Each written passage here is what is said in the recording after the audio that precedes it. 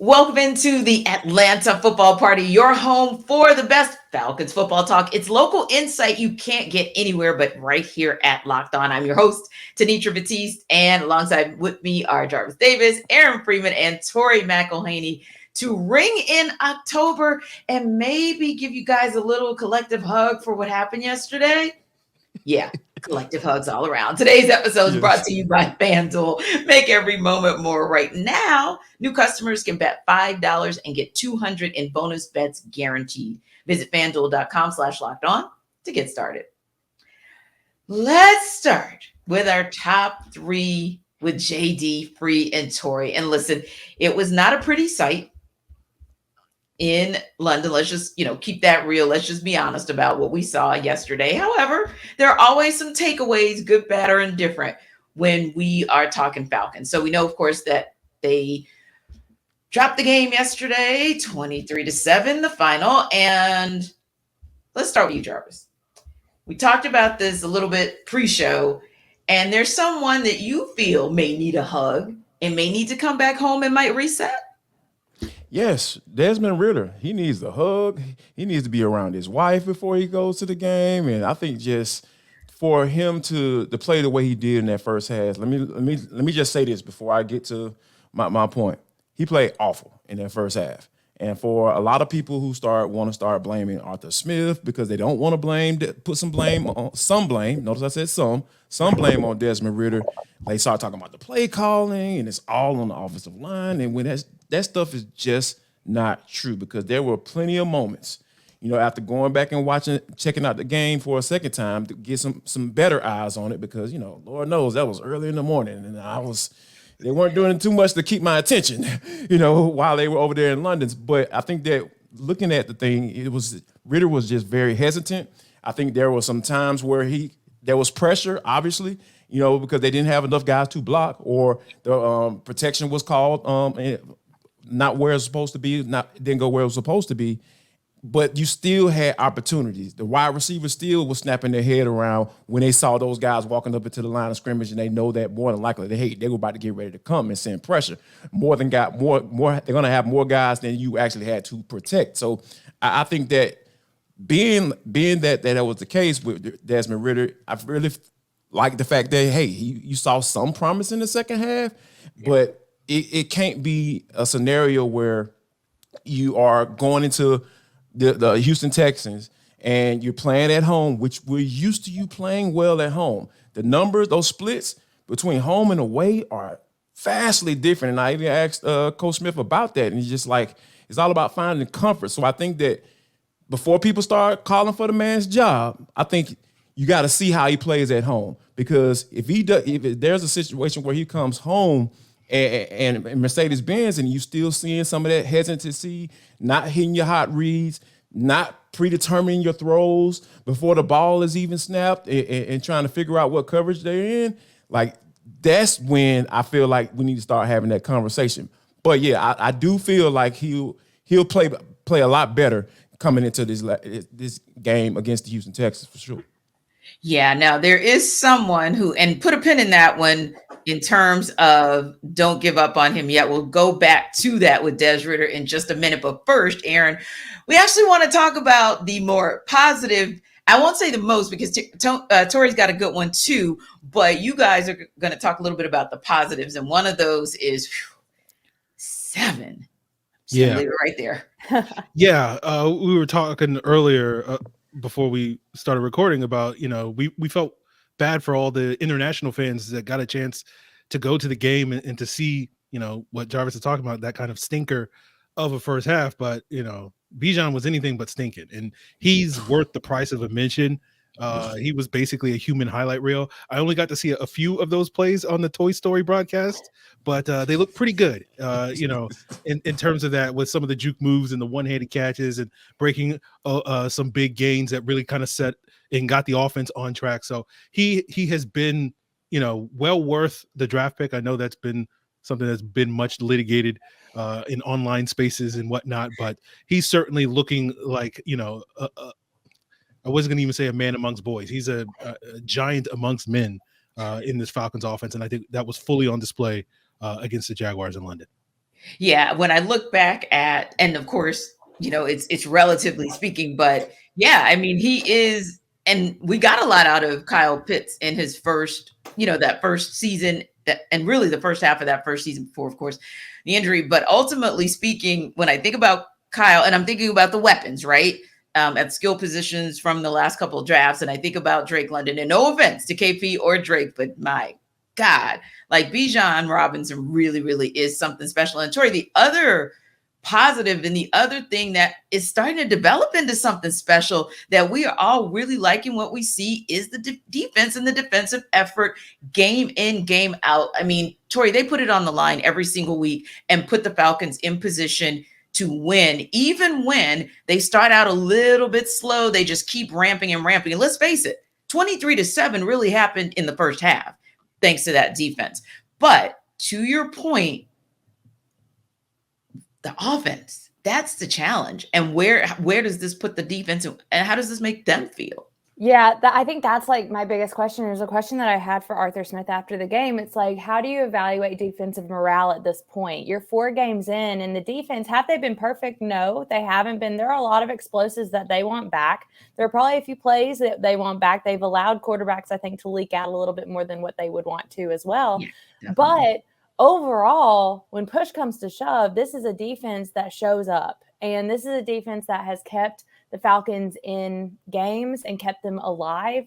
But the problem is that when the ball gets back into the hands of the offense, there's no reward for what the defense has been doing. We've seen, especially over the last 2 games against Detroit and Jacksonville, that this defense came up with significant and key stops that never resulted in points scored by the offense. And that's, I think, the issue. And I think as you're looking at this defense, it's kind of like a little, frustrating. If I'm a defender in this team, it's like, I'm going out here and I'm doing everything I can to getting the ball back to you with minimal damage done. And there's nothing coming from that. So I think when I asked Arthur Smith that, I think it was pretty warranted to kind of ask about like where this defense feels in terms of what they're not getting from the offense right now. And he said that his response to that was basically like, we have the right guys in the locker room to where it's not going to splinter. And I think that's all well and good at 2-2 right now. But if this continues, I can't imagine that there's not frustration that leaks over into the coming weeks if this offense doesn't get kind of on track and to where it is more of a complementary style of football being played, because the last 2 weeks that's not been the case. Yeah, and if the defense is able to somehow, even if it's, the Texans can score. I mean, let's just face it. And of course, we're going to talk a little bit with a look ahead later. But when you're talking about a team that scored 25 points, 31, 37, I mean, that team can just score at will, and 30 in the last game against my beloveds. But anywho, that team can just score at will. So it's something to where you have to absolutely, the offense has to get going, and it has to get going sooner rather than later. And when I say that, meaning you can't have a first quarter where we're talking 6 plays and 5 yards like that. That anemic performance just cannot happen against the Texans, because unless I'm seeing it wrong, the way the Falcons are currently constructed, kind of how they move, if the Texans jump out to that kind of lead, knowing what they can do in the second half, that's a recipe for disaster. But we're going to talk a little bit more about what our team is confident about and what they're concerned about in a minute. But first, Jarvis is going to tell us about FanDuel. What's going on, good people? I want to let you know that this episode of the Atlanta Football Party is brought to you by FanDuel. Guess what? It is the #1 sports book in America. Right now, new customers can get $200 in bonus bets guaranteed when you place a $5 bet. All you got to do is go to the app. I'm telling you, it's safe, secure, it's super easy to use. You don't have to worry about anybody getting all your information and all that craziness. Yes, they got it right there for you. And guess what? They have a wide range of betting options as well, including spreads, player props, over-unders, and much, much more. And speaking of over-unders, how about this? I know the Falcons are playing against the Houston Texans. The Houston Texans are putting up some nice points, but the Falcons have been struggling putting up points. So go to the FanDuel app and check out what that over-under might be for that game. You might want to put some money on it. All you got to do is drop $5, and you're going to get $200 in bonus bets, guaranteed. All you got to do is drop a $5 bet. That's it. So visit FanDuel.com/locked-on and kick off the NFL season, because FanDuel is the official sportsbook betting partner of the NFL. Let's get down to it, guys. We're going to do a little bit of I was like, because I feel like I have the woosah, right? There it is. I feel like I have the woosah from yesterday as well, because it was like that, just a puzzling situation. And granted, this is not the kind of show that does an overreaction Monday at all. But there are some chinks in the armor that legit make you concerned. And one of the things I thought about was this. If the league has legit caught up with the Falcons' run-minded offense, are you confident at this point or concerned about the Falcons resolving their futility on offense? I'm concerned. I'll say that. I'm concerned because I think the last 2 weeks has brought concerns. Yeah. And I think that this is a situation where you look at the way that Detroit and Jacksonville were able to play this team and how little offensive success they were able to have, especially early in games. It is cause for concern. And this is a Houston Texas team that is coming in after 2 pretty significant wins. This is a Texans team that's probably feeling as good as they felt in a long time. So I think if the Falcons don't, and I think it was Drake London who said this in the locker room after the loss on Sunday in London, it was kind of like, the question was what's holding this offense back? And he said, maybe it's ourselves. I think we have to take a long look in the mirror about what we are and what we want to do. And I think that's kind of where I stand right now too. If I'm looking at this, there is cause for concern. And if you're not looking at the mirror and you're not making necessary changes, it's not going to get better.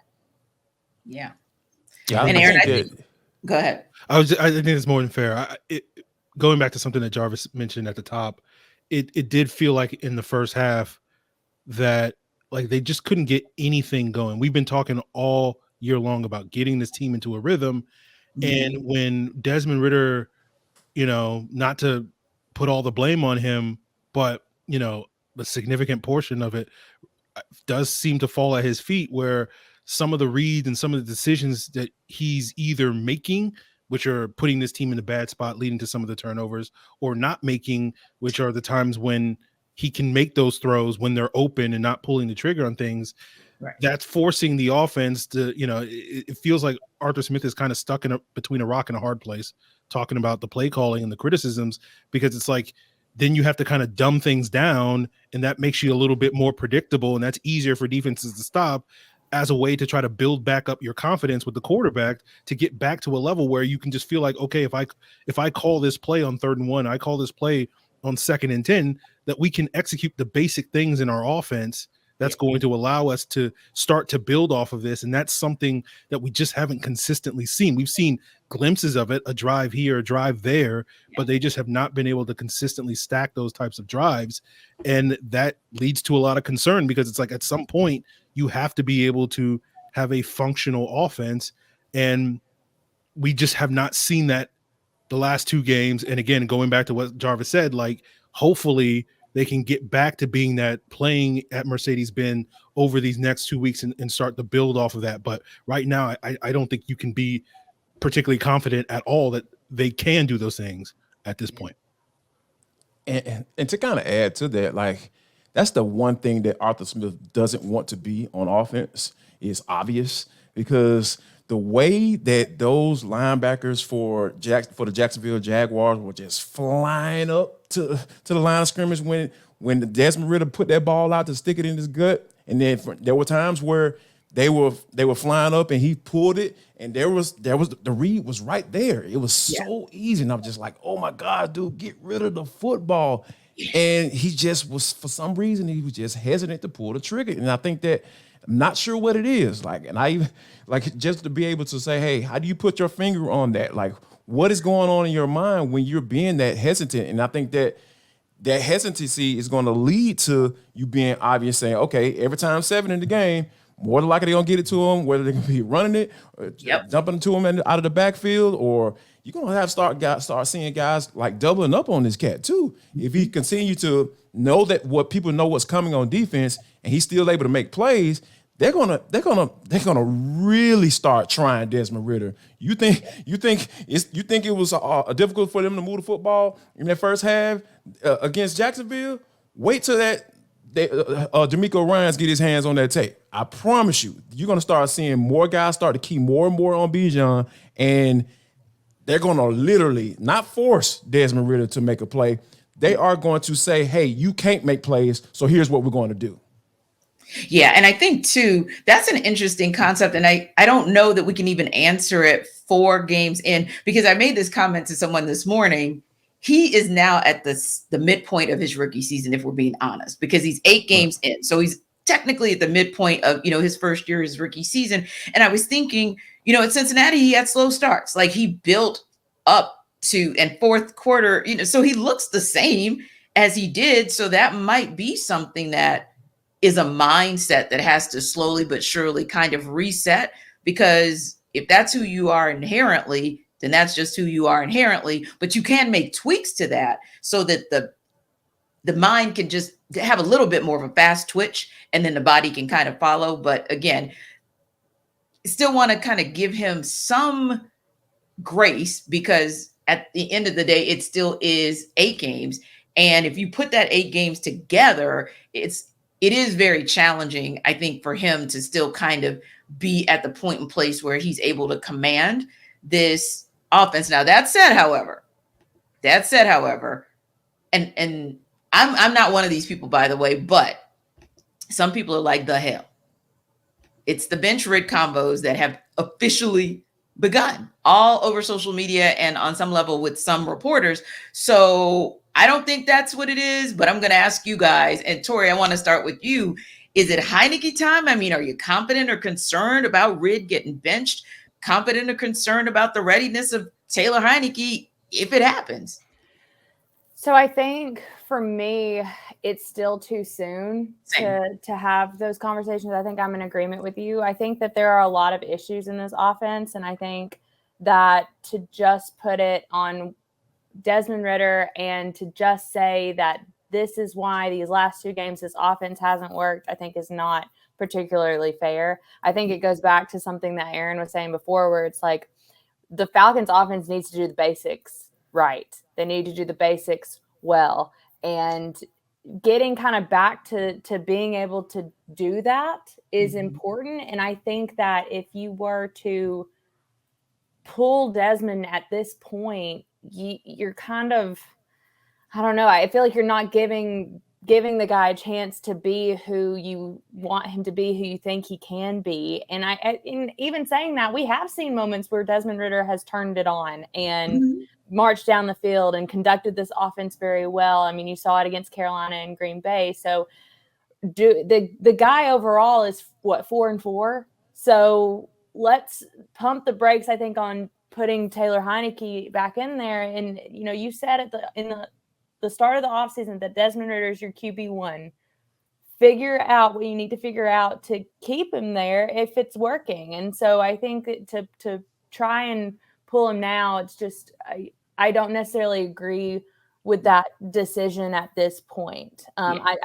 If things progress in a different way, ask me again in a couple of weeks. Maybe I feel differently. But at this point right now, I can't say that I would be ready to pull Desmond Ridder. Yeah, I would agree with you. I think am I concerned? Absolutely. But am I confident enough to keep him in so we can see if there's a possibility for him to get going early and often and then continue to build on things? Yeah, I'm confident that there's possibility and opportunity to build and reset. Something I'll add too is that it goes back to the point I was making before. I think there are bigger issues in this offense right now. Yes. It's collective. Yeah, it's collective a problem offensively right now. Desmond Ridder is a part of that, but he's not the whole picture. It's not the whole story.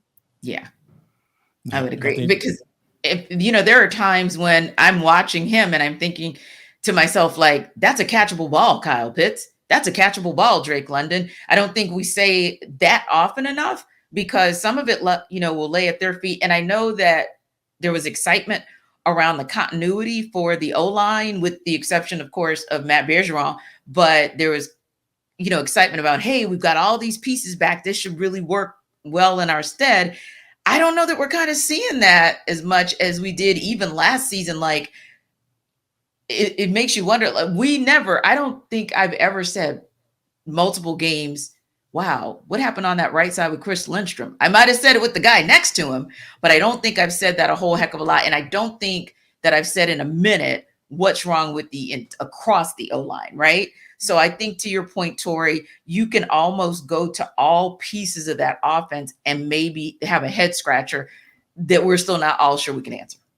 Yeah, and I think to add to that, like, and I even asked Arthur about this too, because a lot of times, like, people wanted to blame all the sacks on the offensive line, and we just know that's not the case. The O-line and the quarterback are married to each other. This is a back and forth relationship, right? Like, you can look at all 11 sacks and say, okay, it was probably the offensive line on this one. Okay, it was probably Desmond Ridder on this one, and you kind of go back and forth. Like, and I think that the level of expectation that coming into this season for the offensive line has probably been the best since Yeah. like the previous regime. Like, we have to go back as far as that, maybe that 2016 offensive line, because, like, I felt very confident about, the offensive line coming into the season, barring Matt Bergeron. And for the most part, we haven't been calling his name that much. Right. So obviously he's been, from an obvious standpoint, like, he's been playing pretty solid. So, for his first year playing left guard, playing a whole new position and everything. So I'm not going to place any blame there. So it's just kind of weird almost seeing that, hey, what's going on with 63? Like, wait a minute, what? You talking about a dude, one of the highest paid guard in the NFL that has been nothing but consistent since he came in to walk through the door in Flowery Branch. So I just think now it's just a matter of the offensive line living up to their expectations. And then as we go into these next couple of home games, Desmond Ridder being comfortable and playing that way like he's been since he's been playing at Mercedes-Benz. Yeah, I'm of similar mind. I don't think it's time to pull the plug. I can understand, fans wanting that plug to be pulled because, yesterday's game. They want the new toy. Yeah, it was rough. I'm tired of the this first toy. half was very rough. The quarterback put you in a bad spot, right? Like, I don't think it's always fair to think of football this way, but, like, if you want to, you can just basically say he lost us the game because of the bad spots he put us in the second quarter. But, like, it's 1 out of 8 games he's played, and as Tori was saying, I do feel like even though the other 7 games, it wasn't like he was lighting the league on fire, but you saw glimpses of good play. You even saw a little bit of it in the third quarter, not enough in this Jaguars game, but you see glimpses of it. And I think, a big part of this season, given the high expectations, but I think people forget that, like, a big part of what the Falcons needed to figure out is Desmond Ridder the guy? As they built up the rest of the roster, is Desmond Ridder the guy that can kind of steward this team back into being a contending team? And so far, the early returns aren't what we want them to be, but it doesn't mean that you just basically pull the plug and say, well, he's definitely not the guy. Now, we may, as Tori said, we may find in a couple of weeks, we might be saying, yeah, I don't think he's the guy. But I think you give him the time, the opportunity as a young quarterback to work through these struggles, see how he responds to adversity, because he's not the first young quarterback in the NFL to have to deal with adversity. And so how he responds, how the team responds is going to tell you a lot about him, this team, and all these things moving forward. So I do think you give him a couple of weeks, these 2 home games, you got a couple road games after that. Yeah. And, by the end of October, I think you might have a more definitive answer, but I don't think turning to Taylor Heinicke at this point is going to get you closer to that answer. Indeed. So, listen, everydayers, what do you guys have to say about it? If you want to pop back and tell Jarvis, then do it using subtext. All right, people, it's in the description box right now. So all you got to do is just click that link and you subscribe to our subtext on Locked On Sports Atlanta. If you've been trying to figure out a question, it's in the middle of the night, it's 2:00 in the morning, you just got to fire that bad boy off, just shoot shoot a text. I don't know if we're going to get back to it right then and there, but hey, at some point, somebody's going to respond to you. I promise you. So all you got to do is just go to the description box on YouTube and click on that link. And the link is in on your podcast description as well. So make sure you check us out on YouTube or wherever you download your.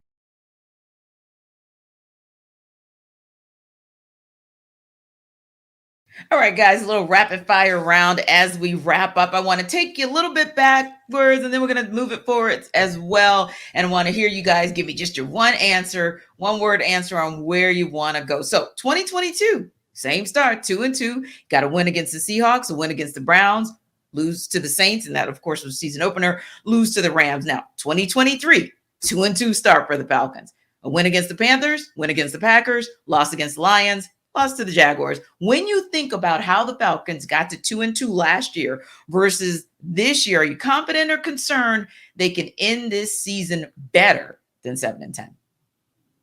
I'm concerned that as to how they lost these games, right? Because given how the defense has played, given how they've been able to get to the quarterback. Now, there's been some moments where like, all right, you got a lot of time back there to throw the football, but for the most part, you start to see that defensive line start to ramp up that pressure. So I think that and then we got the whole Desmond Ridder piece, right? Like Marcus Mariota kind of shielded a lot of stuff with his mobility, right? Being able to run the football as a quarterback. We know what that kind of problems that presents to opposing defenses, but you don't necessarily have that with Ridder. He can do it, but I think that I'm concerned as to how they've been losing these games more so than them having the same record. I just think these records aren't one and the same. I feel like there's and that's kind of what I was more getting concerned to it there as well. So Tori, Yep. when you look at the 2-2 from 2022 and the 2-2 from 2023, do you feel like this team has the ability to be better and therefore go, and have a better record than that 7-10? Yeah, I feel like on paper, this is a more complete team from top to bottom, especially based on the salary cap constraints of last year and then going and actually getting some big time players on defense particularly. So I feel a bit more confident especially when looking at the schedule overall in comparison to what it looked like going from week 4 on last year to week 4 on this year. I do feel like there are some differences, especially even though we have been talking a lot about the offensive issues. Like I still think when you have some of these key pieces, they're going to find a way at some point to get some momentum going. Indeed. How about you, Aaron? You're looking at that 2-2 in the 2022 season versus 23, confident that A, this is a different kind of 2-2, and B, that they can ascend past that 7-10 record? Yeah, I'm confident. We'll see it a couple of weeks, but like at this point, I'm still confident because the defense. I just feel like this defense is going to keep you in every game. I didn't feel like that last year. I just felt like you were just holding on for dear life, and you were just basically like, let's just hope that the run game and all that stuff is dominant, and then everything else is just like just don't make enough mistakes, and maybe we'll be in a chance to win the game late.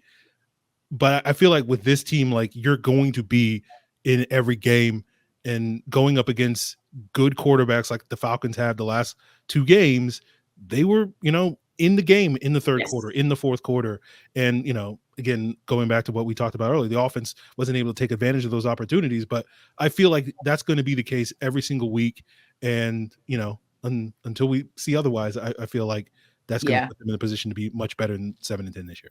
And I agree with you. When I saw and being at the not the home opener, second home game, and thinking, okay, the Falcons are going to win this. Like there was a different level of confidence that they would win. And I know I didn't have that same feeling or that same confidence watching them at this time last year. So yeah, great point. Now let's actually put what happened in London to bed, and let's look ahead to the Falcons' next opponent, the Houston Texans. We talked about it a little bit earlier, the fact that this team is a team that can score at will. They're firing on all cylinders in all 3 phases of the game. So you're looking at the fact that, hey, that the Falcons offense obviously is going to have to get off to a better start or a faster start. But is the defense really the one that needs to jump on CJ Stroud and company? Because one thing about the Falcons defense, it does get better as the game goes on, but I don't think you can afford to do that when it comes to how quickly the Texans score. Yeah, I So think it's going to be a matter of them heating up C.J. Stroud, whether it be that front four or even bringing that pressure from the second level as well, and sometimes even third level. I think Jesse Bates is a guy that the weapon you need to utilize a little bit more, as far as putting pressure on the quarterback as well. So I think there are some spots that I feel Ryan Nielsen needs to pick earlier on in games that I feel like that's what you do to rookie quarterbacks. You throw stuff at them because more than likely they haven't seen what you have prepared for them. So I think that if he can do that, I feel like the Falcons are be in a good spot. Yeah, Tori, I agree with the third level because when Jesse Bates, we were all watching his thievery, but he also had the highest number of tackles for that particular game, both solo and just overall. So, yeah, I think that's a great point. But what do you think, Tori, in terms of, yes, we know it's on the offense to get going fast, but the defense has got to be ready to rock and roll and keep C.J. Stroud in check early, too.